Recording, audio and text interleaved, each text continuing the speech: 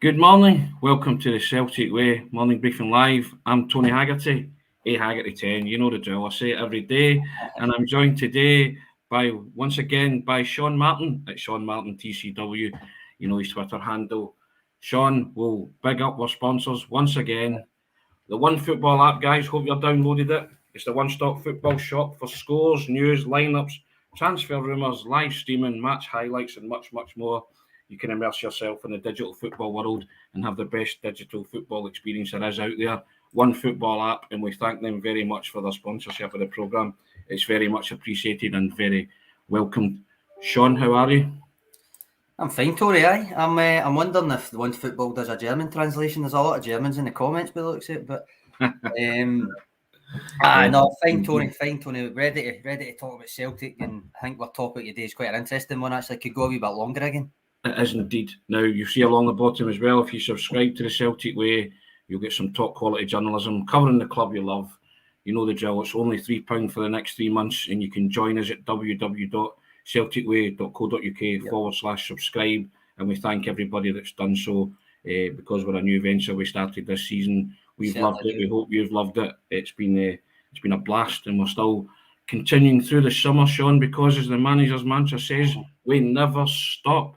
So we'll keep going. But yes, today's topic is where do Celtic strengthen in the coming weeks?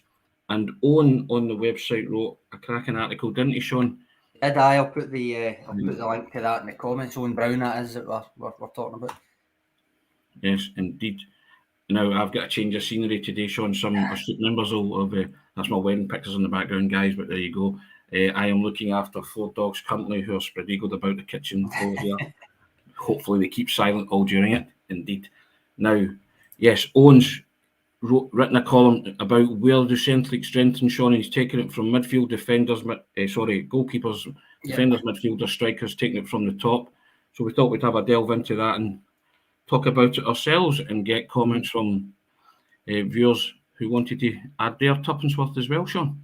Of course, we always appreciate the comments, like a wee debate with you guys, but Owen's one, he takes it, as you say, keeper, defenders, midfielders, wingers, strikers, but it's kind of where do they strengthen based on who's already in the squad, who'll be leading, that kind of thing like that. So I figure we might as well make an episode out of it, because people have been asking that kind of question anyway, so we might as well make the episode. Well, we'll take it from the top then, Sean. Goalkeepers, Joe Hart, Scott Bain. Do we reckon that Vasilis Barkas will finally find the exit door? I think it's got to be. Joe Hart's been good, right? We'll start with the first choice. Joe Hart's been good, sometimes very good. He adapted to that role, the kind of having to play with the ball with his feet a wee bit more than he's used to, than most would have thought, I think. He's rebuilt his reputation off the back of it and become really quite popular up here, because I don't think he particularly was before with the England national team and stuff. He's also a leader. We knew that when he came up, but he's embraced that role with a club that he's just joined. I think that's impressive. Taking the captain's armband on several occasions, all of that. Now, can Celtic do better? They probably can, but he's earned the chance, I would say. I don't know if you agree. No doubt. And I'll say this a lot today, but unless it's a player coming in who is undoubtedly better than there, then what's the point, basically? And I think that's especially true for a goalkeeper, because you just won't play if not. Now, in terms of the other two you mentioned, Scott Bain signed a new deal not long ago, remember? So he is essentially here for however long as a backup. That's just his role. He's quite happy with that. Fine. I think that's probably fine. Barkas, I think he does need to be moved out. I don't see another avenue for it. Obviously, it's up to Celtic to find a suitor, but he's got to go, I think. Yeah, I agree with that wholeheartedly, Sean. And if he does go, then they'll need another backup keeper. Now, very early in the midst of time, I put out there Xander Clark or Benjamin Siegrist from Dundee United. I still haven't changed my opinion on either of those, but I'm not too sure that they would want to come as backup goalkeepers to Scott Bain and Joe Hart. But I agree with you, Joe Hart has done absolutely nothing wrong, and he deserves a chance to cement his place next season and play at the highest level again in the Champions League. That's kind of the platform I'm working on the assumption of. The other thing was there's been kind of talk that Toby Ulayemi is kind of earmarked as a future kind of Celtic number one, maybe. And this is another topic we'll come on to with other players, but do you enter him into the squad, the first team squad, knowing he's not going to play that much this season? I would argue no. You either keep him with the B team or you farm him out, I think. So again, to me, it's got to be somebody that's going to be actively better than Joe Hart if you're going to recruit a keeper. Otherwise, he's going to sit on the bench for the majority of the season. Well, it's got to be somebody that could challenge Joe Hart if push comes to shove, and challenge Scott Bain to be, an established backup goalkeeper. Patrick's saying that about Toby, yeah. Patrick's saying make Toby number 3 and buy a new number 2 or number 1 even. Yeah, well, I guess it's... See, the thing with this comment is I actually agree with that. Yeah.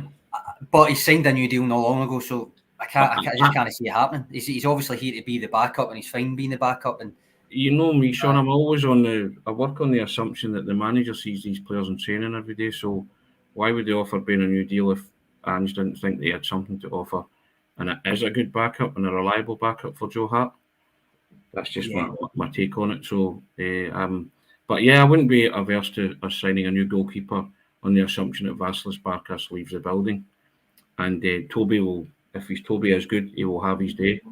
He'll come to the fore and he will end up being the backup goalkeeper or an established number 1 at Celtic. So, but I'm not averse to maybe loaning him out, getting some big game experience. I've kind of wrote an article about defending the kind of the loan system in terms of the Celtic Academy, the Celtic youth players, and even B team players now and stuff. And depending, it's very, very much a big picture, kind of viewpoint. But just if people go on loan and don't come back and make an impact in the first team, that doesn't necessarily mean that they've failed, if you know what I mean. Yeah. Because there's been, don't get me wrong, there are several that maybe go out on loan, come back to Celtic and end up falling out the game or falling down and down and down and down. But there's several that do carve a really good career for themselves in top level football, just maybe not at Celtic. So in terms of looking at it from the Celtic Academy point of view and stuff, loaning someone out and then them not coming back and challenging in the first team doesn't make it a failure for me. Because, and this is where I'll go to an Ange Postecoglou comment, and it's obviously something that they do anyway. It's not, I mean, you interviewed Kerr McInroy and he said to you he was told to enjoy it first and foremost. Yeah.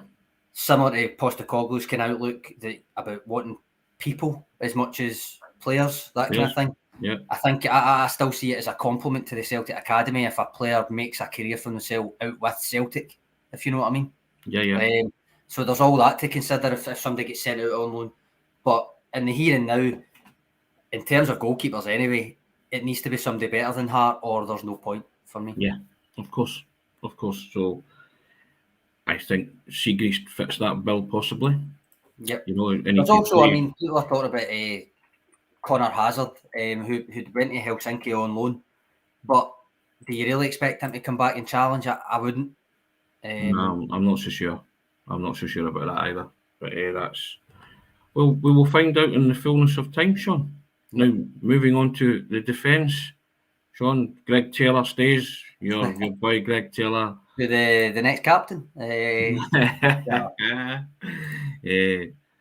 Anthony Ralston, both of those players have had wonderful seasons, always been linked with new left backs, but that will continue to be the case. I think that's fair enough. That's fair enough. We have Josip Juranovic and Anthony Ralston. Are you happy with that? One's a solid right back and one's a solid deputy? I think so. I think Ralston, like Hart, I'm saying, has earned the chance to be kind of first choice. I think Ralston's earned the right to be in the right back discussion. I don't think you necessarily are looking for another right back now. Juranovic first choice because, as I say, when the kind of big games came round, it was Juranovic that got the nod. So he is the first choice right back getting into the next season, as far as I'm concerned. Ralston's had an outrageously good season, especially considering where he started the season. I'd say it means no right backs coming in, even though there are some aspects of like the inverted stuff that I think Ralston still struggles with sometimes. I wouldn't expect another right back. No, now left back, I think Greg Taylor's won over a lot of doubters. And once again, I would say deserves his place at Celtic. I'd have argued that before this year anyway. And this is where I'm going to just start annoying you by saying the same stuff.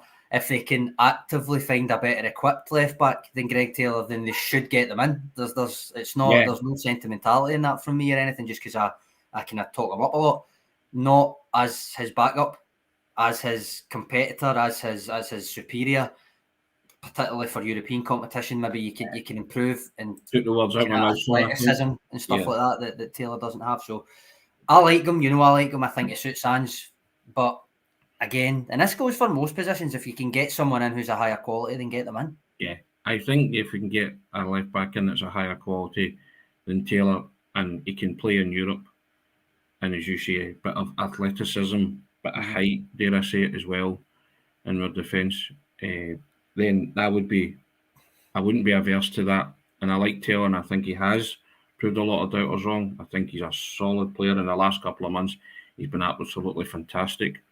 But I think, as you say, if we can get a better left back who will not only challenge but maybe go on to cement the left back role, then I don't think any of the Celtic supporters would disagree with that, Sean.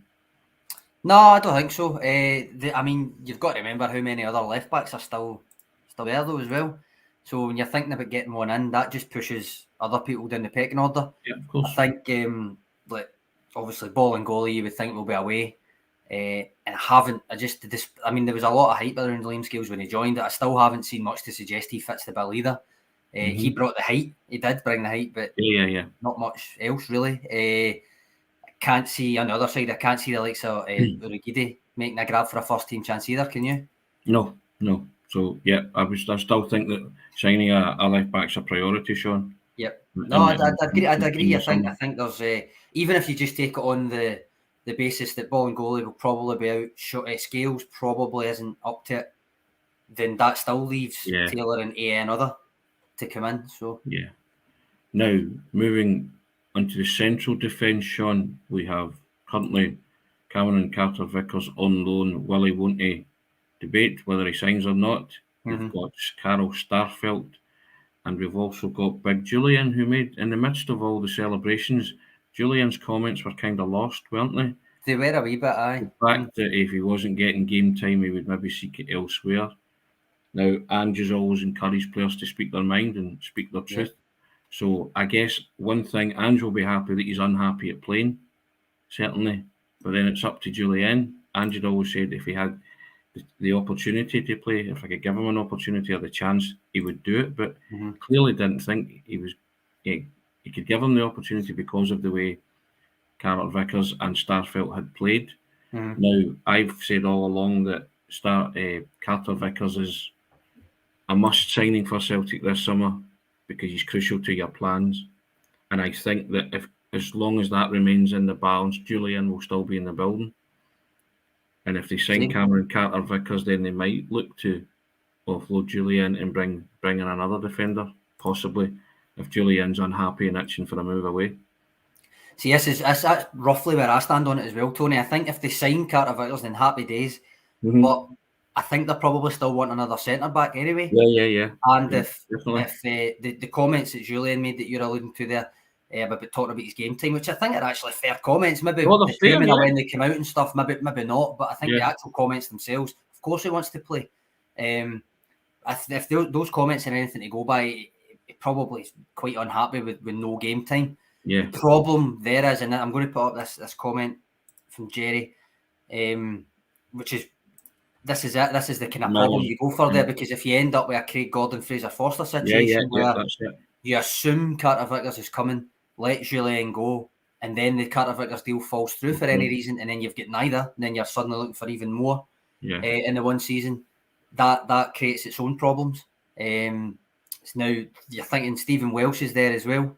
Now I think he did well at the start of the season, but the worry with me with Stephen Welsh is if you have a full season like the second half of the season that he just had, it will not do him any good at all for his progression. So I'd argue, again, going back to the loan moves, because I think he's beyond B team now. I don't think you can drop him in B team. I think he's graduated from that.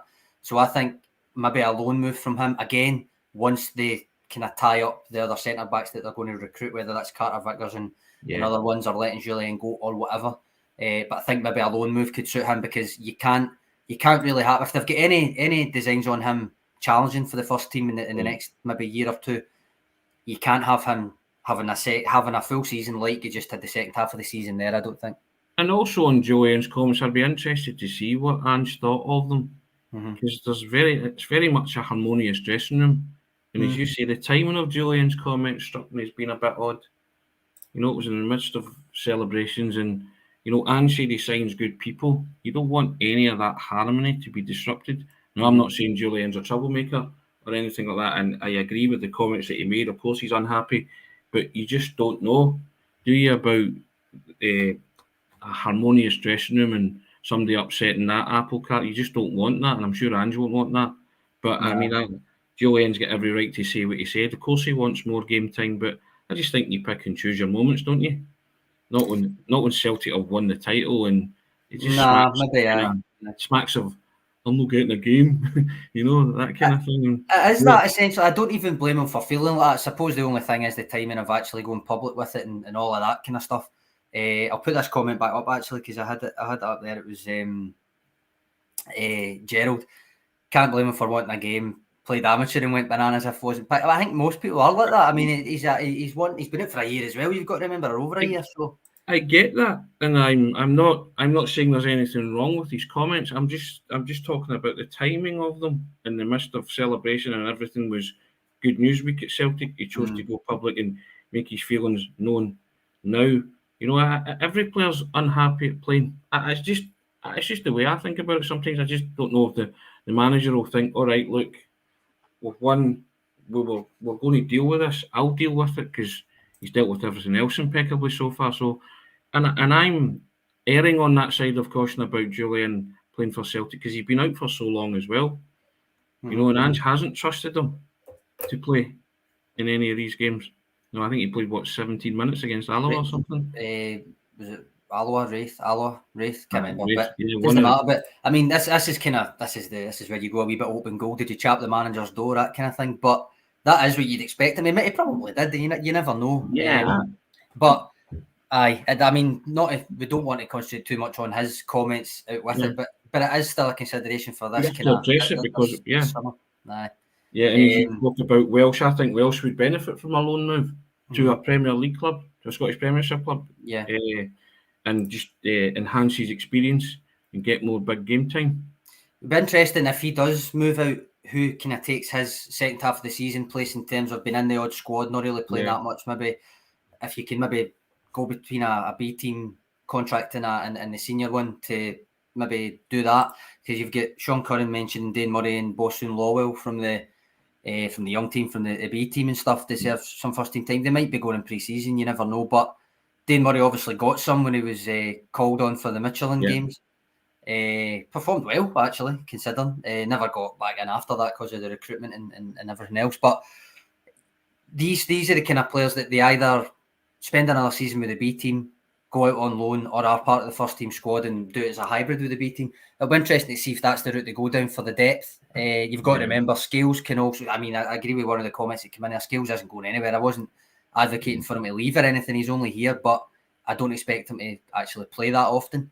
But he can play centre back. He actually says he preferred it, and left back, so he is also a cheap squad option, happy to be a squad option, and can cover a couple of positions if you're really in dire need. But beyond that, I don't see him playing much. The way it's shaping up, Sean, Celtic could be looking for 1/2 centre backs in the summer. That's what I'm saying. I do think they need two. That's the way we're maybe seeing it. Now, midfielders, Sean. Yes, I think there's a couple of untouchables. Few untouchables in there. McGregor, obviously. I should go with it, Shane. That first name on team sheet, wonderful. Can't praise McGregor highly enough. Yep. Every accolade going except the Celtic Way power ratings trophy. There you go. Part and parcel, He's human after all. He's human. He's Celtic's Elliot Ness, I suppose, isn't he? Yes. He's the untouchable. I really like him as a deep line midfielder, but obviously can play a wee bit further forward as well. But the other untouchables so far, I would have said, were O'Reilly, Hatate, Turnbull. I've expected Higuchi to play more often, given the comments that Postecoglou made about him, coupled with Beaton's departure. Intrigued with Higuchi because I want to see what he brings to the table. He's really unfortunate to get injured very soon in his Celtic career, It happens. You know, and he's probably watched on as the other two, or, you know, Maeda, Kyogo and Hatate have set the heather alight, and he's probably been champing at the bit to show them that he's, you know, a decent player as well. So I'm intrigued to see what he can bring to the table, and I'd like to see him achieve the same things and prove to the Celtic supporters that there's a player there.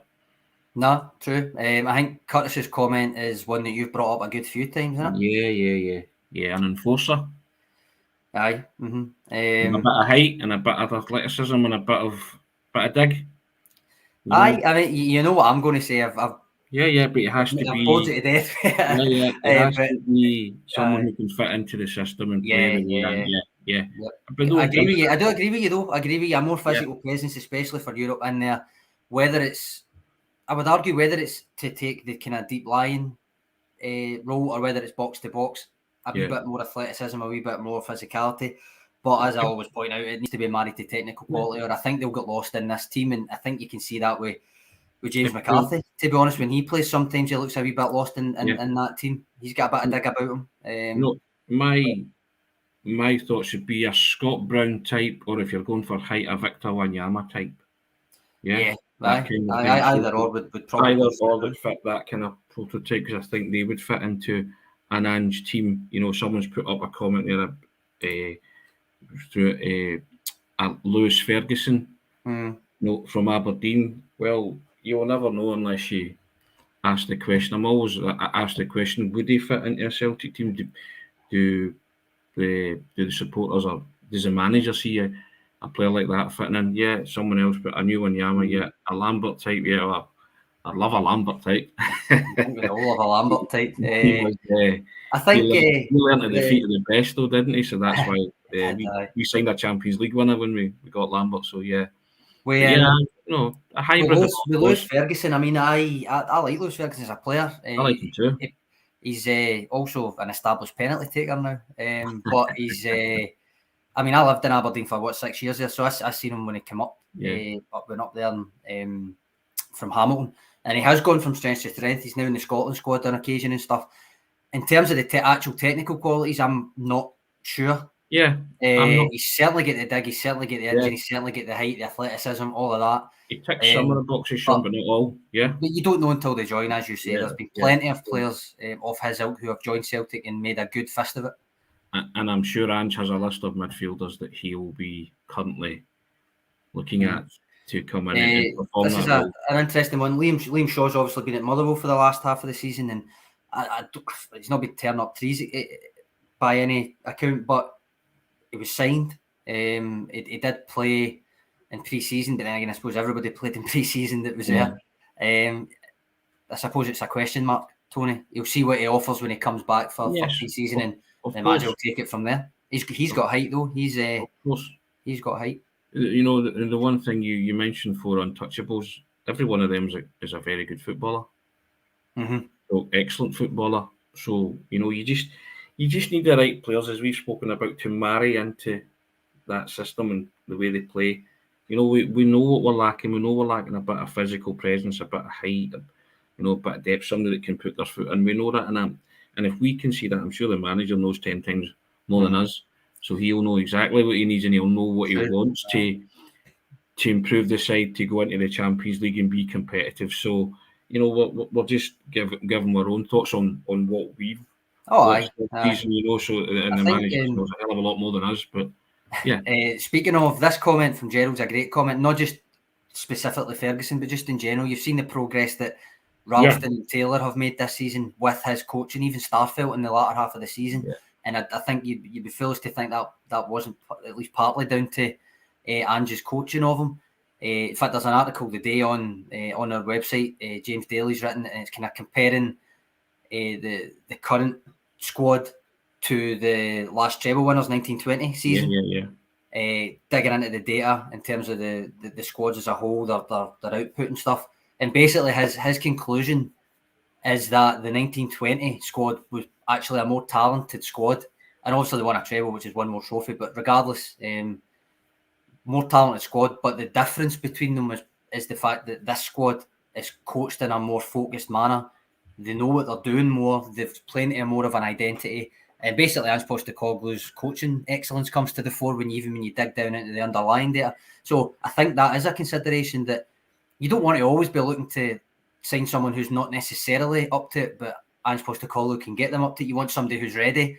But knowing you've got a coach who, if someone is, as Gerald says, coachable, that can get that out of someone is a useful tool for recruitment as well. I'll also go back to a point that you made. Is there better than Ferguson out there that fits that bill? There probably is. They'll be cheaper anyway, because I think Aberdeen will rightly be asking for quite a few bob for him. So very much so. That's another consideration. Now, strikers, Sean, attackers, wingers, call them what you like. Yep. We have Jota on the wing. Well, do they? That's the that's the question. Yes. Well, now we spoke before we came on here, and we said a good week to announce Jota and Carter-Vickers in terms of goals, It would be, but I think most fans would say any week would be a good week to announce them. But let them enjoy Ibiza.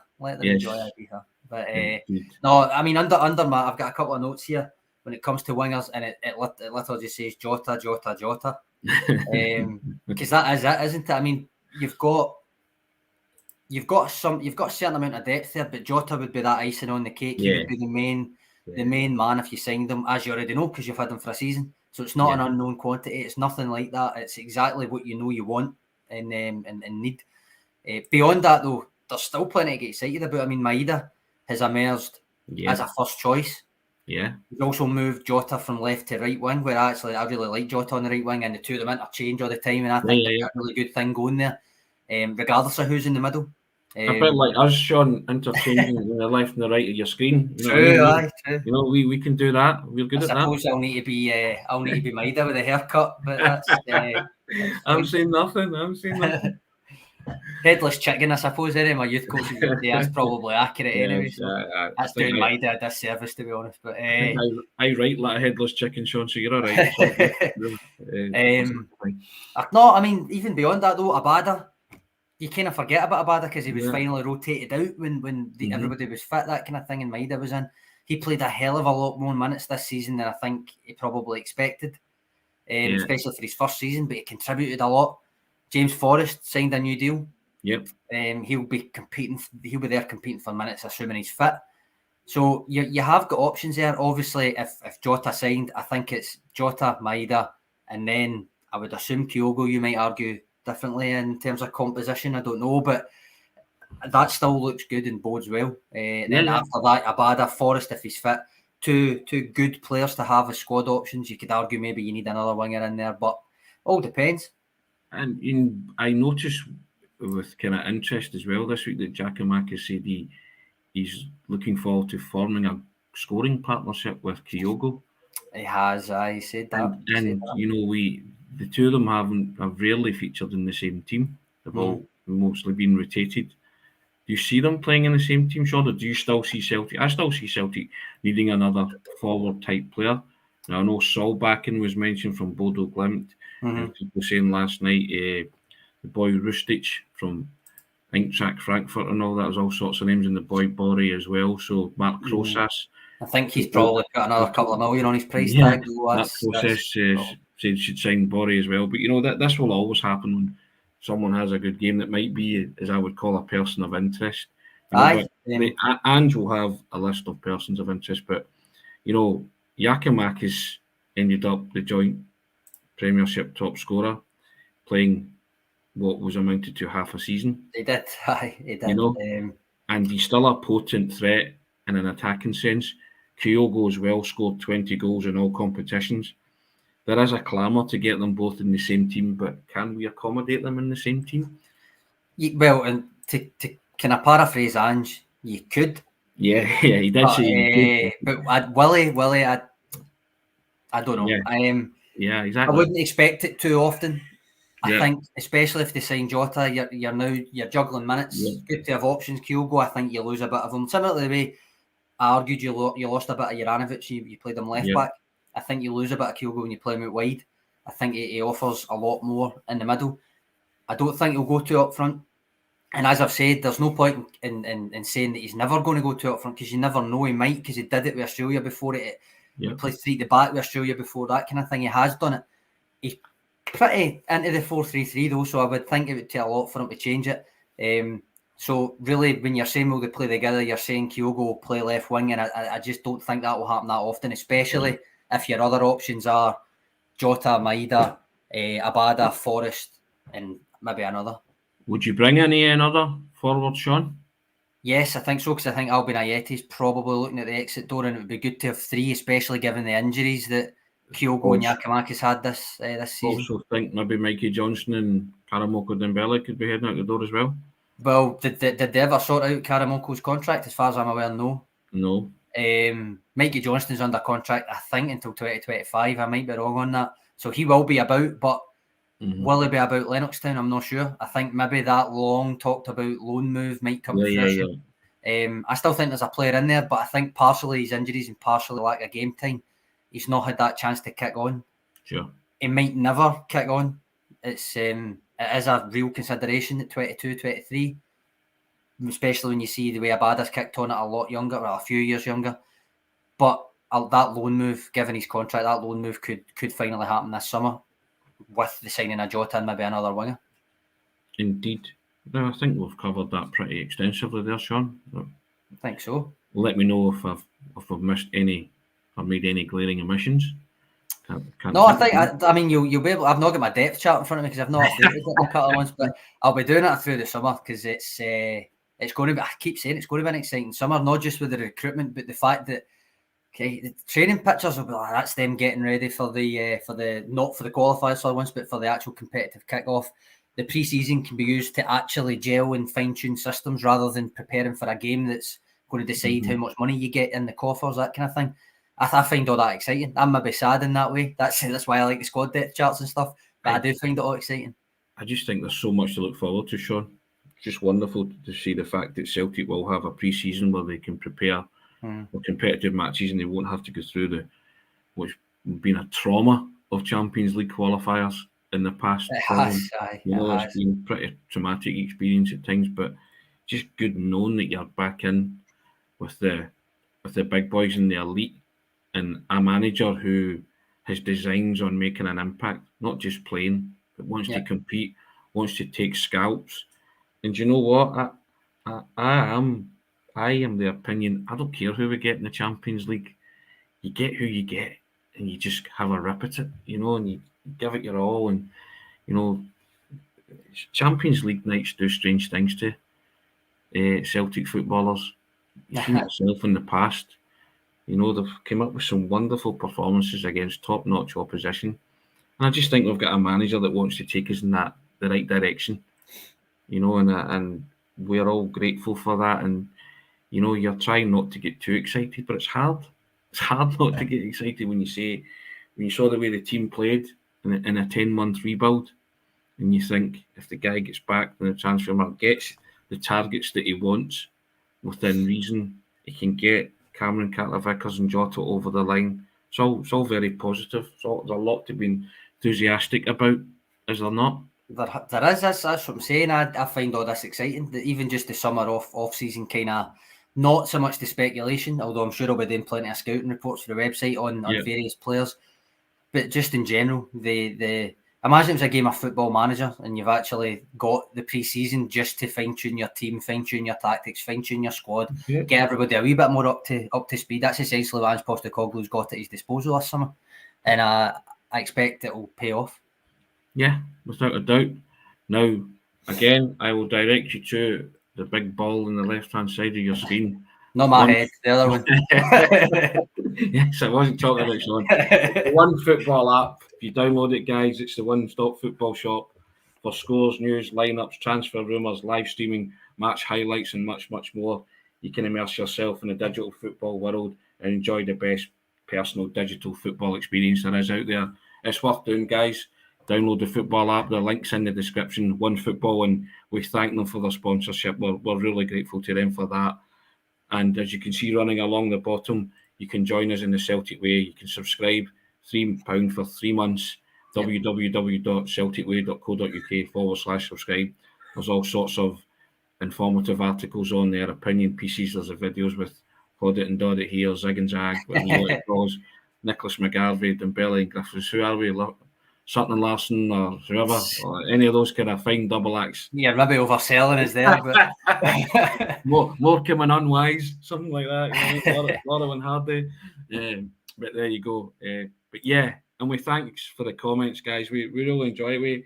We enjoy the kind of knockabout nature of it all, the banter and all the comments. It's great, and it's great that so many of you come on and join us in the 10 o'clock in the morning and give your thoughts as well. And we try and discuss them in depth as much as we can. Last couple of days we've ran over, our cup runneth over, as they say.